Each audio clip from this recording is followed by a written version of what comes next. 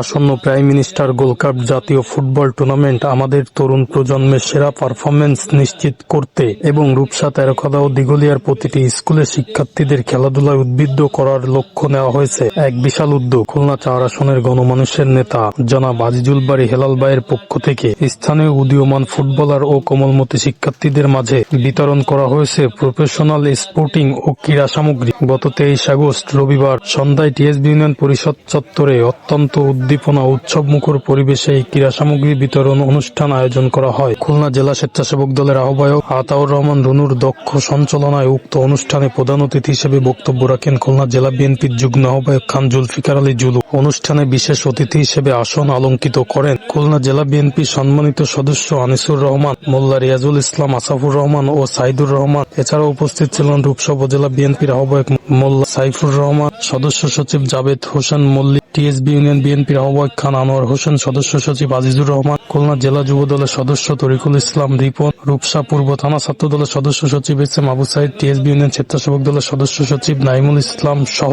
জেলা, উপজেলা ও union BNP অঙ্গ সহযোগী সংগঠনের সর্বস্তরের নেতৃবৃন্দ এই আয়োজনে সক্রিয়ভাবে অংশগ্রহণ করে। নেতৃবৃন্দ তাদের বক্তব্যে উল্লেখ করেন, তরুণদের মাদক মুক্ত রাখতে এবং শারীরিক ও মানসিক বিকাশে খেলাধুলার বিকল্প নেই। শিক্ষার্থীদের হাতে এই খেলার সরঞ্জাম তুলে দেওয়ার মাধ্যমে আমাদের অঞ্চলে ফুটবল প্রতিভারা জাতীয় পর্যায়ে নিজেদের প্রমাণ করার নতুন অনুপ্রেরণা পাবে। ক্রীড়া সামগ্রী হাতে পেয়ে উল্লাসে মেতে ওঠে উপস্থিত শিক্ষার্থীরা। তৃণমূল পর্যায় থেকে নতুন নতুন খেলোয়াড় তৈরি এবং আগামী দিনে প্রাইম মিনিস্টার গোল্ড কাপে আমাদের দলগুলো বিজয়ের লক্ষ্যে এই ধরনের সহযোগিতা অব্যাহত থাকবে।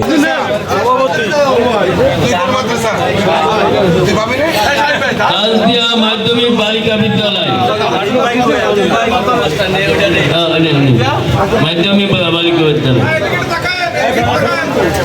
কিশোর কল্যাণে বাচ্চা কেউ আছে নাকি?